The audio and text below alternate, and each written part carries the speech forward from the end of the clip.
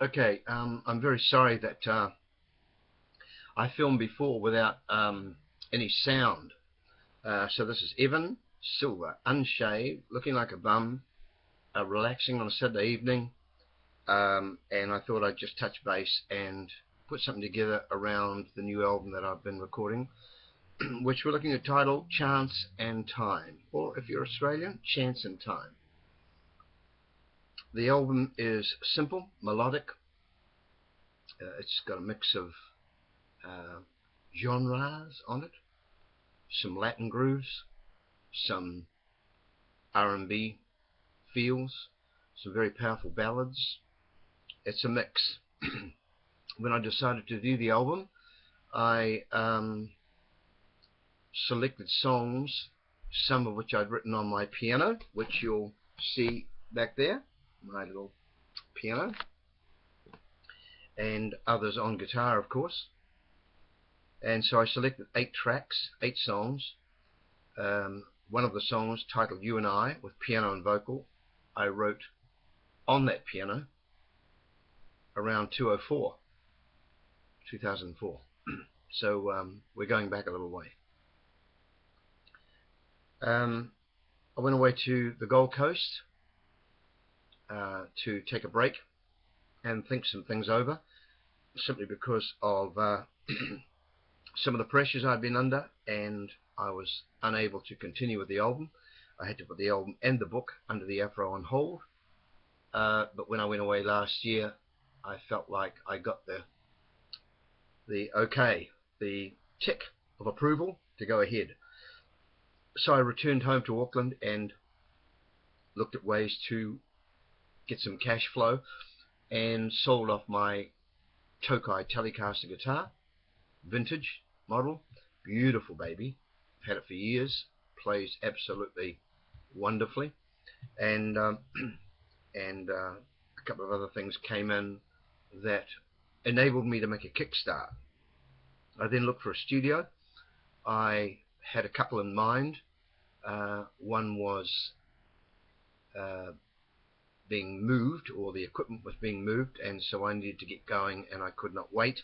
And so I went to a studio in Albany, a small studio in Albany with very good gear, and had a look around and made the decision to get stuck in. Then I selected the songs, 8 songs, and I went to see Stephen Small at York Street, and just to talk to him about my idea of an album, a simple album with piano and vocal, or something similar, to which he was very, very responsive and excited, and said he wanted to get involved with me in the project. So I gave that a tick as well. I spoke to Lance Sewer, who I've been working with for a while, acoustic guitar and vocal, very fun duo, doing a wide selection of material with good reports, good reviews.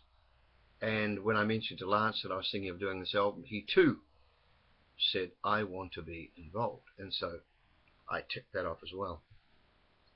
So then we got together and rehearsed. I sent songs to Stephen on my iPhone, and Lance and I got together and went over some material and put some charts together. Then we booked the studio and went in 6 o'clock in the evening and laid down 4 songs, and they're pretty much 2 takers, maximum 3 takers, and we had what we wanted to build on.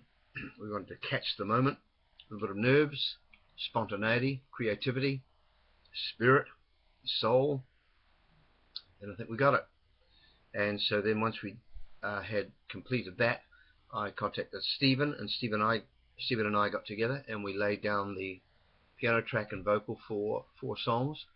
We did that pretty much the same way, live in the studio, with some separation, and then we developed it from there. I spoke to my friend Gus Fenwick from Australia, Sunshine Coast, and asked Gus if he'd be interested in playing bass on a couple of tracks, and he was yahooed about that, and so Dropboxed the tracks to him, and he played on 3 tracks, I think, from memory. Beautiful bass too. And also my good friend Jack Scrabbit played bass on a song called Never Just One, which is a little bit haunting with an absolute beautiful chorus. From April she loves through to September. Yeah, like that. And so I had the album partially laid down, and then I contacted Murray Grinley, a good friend of mine from the Jingle days, who I worked for years, worked for and worked with, singing anything from Kentucky Fried Chicken jingles to McDonald's, Farmers, Crunchy, away we go. Murray came in and played some harmonica on a track called Matter of Time, which is a great 6/8 field song with powerful choruses. And so I've been building this over the last couple of months. I think we started early November, and we've just wound it up, and it is now with Chris Chetlin in Titirangi at Cog Studios being mastered, and it will return to us where we will listen and do the necessary fades on tracks, and then organize a cover for the album, and then it will be copied, and I will arrange a launch which will coincide with my book Under the Afro, which I have completed and is about to be signed off. So it's a dual project, soon to be released. Chance and Time is the album, and Under the Afro is the book, which is about my childhood, schooling, Catholic schooling, being an altar boy but not altered, my very early teenage years, troubled as they were around Mission Bay and getting into mischief.